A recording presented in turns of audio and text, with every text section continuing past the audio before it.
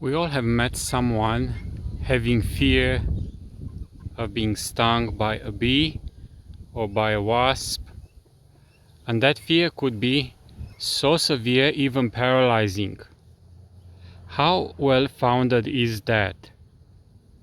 I'll give you a few facts in these short videos. Bees are here foraging on this beautiful bottle brush tree. Are they after stinging me? No.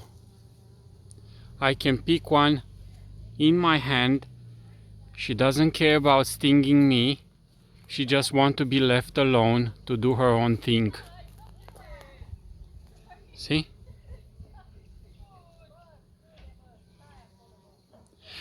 But some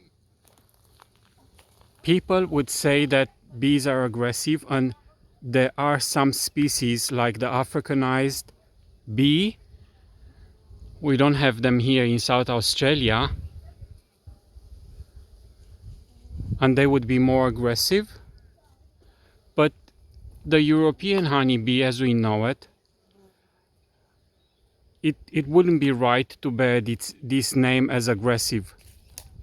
They would be what we would say defensive, and they have nothing to defend here while they're foraging. You can see that. They just go about their business. Now, it's a different story if you approach the hive or you're in a proximity of the hive. They would be defensive. They don't want you to interfere with the hive because they have to create inside the hive like a microclimate, 37 degree, for the brood to go through the processes of it escapes me now, I'm sorry, putting it into English, metamorphosis. And if you open the hive in the wrong time, when it's cold, windy, rainy, they would defend that.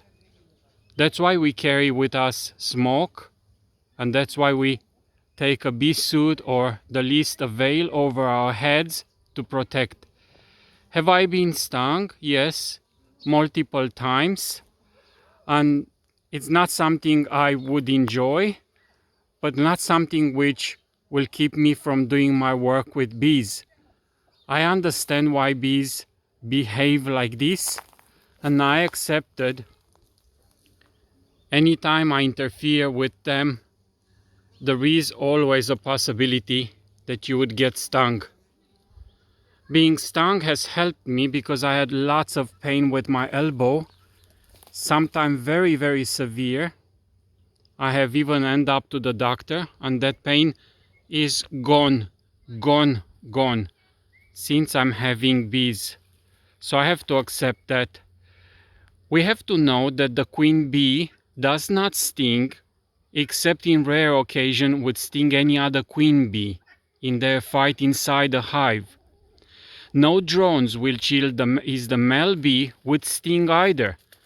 So you could pick one in your hand and look at it and you won't get stung. And the nurse bees, which are the worker bees in their first part of life attending the hive business inside, they won't sting either. So it's in the later stages of life, because the worker bee would live a very short, like 6, 8, 10 weeks. And it's only in the few weeks, in the later part of life, they will sting. And these are the bees you see here, they're foraging.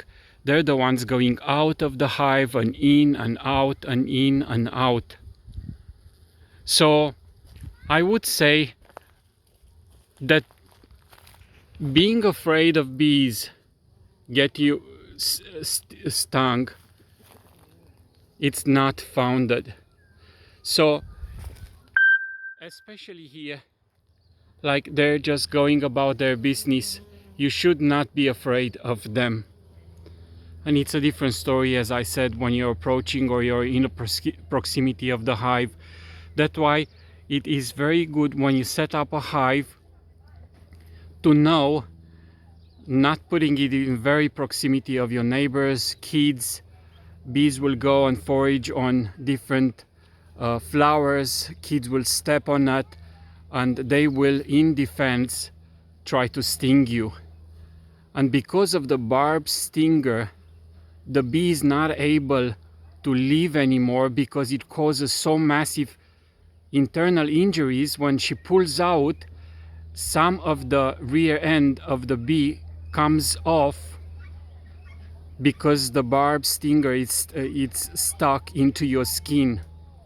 But you have to know, when bees sting each other, when they're fighting, then they won't get killed. So the one stinging will not die by stinging other bee.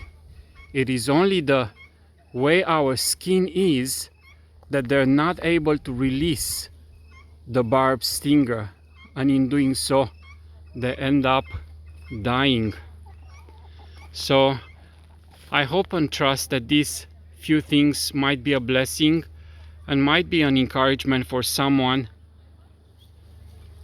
that fear of bees is not something you cannot overcome. Just know the facts and know how to treat these bees. Till next time, God bless you.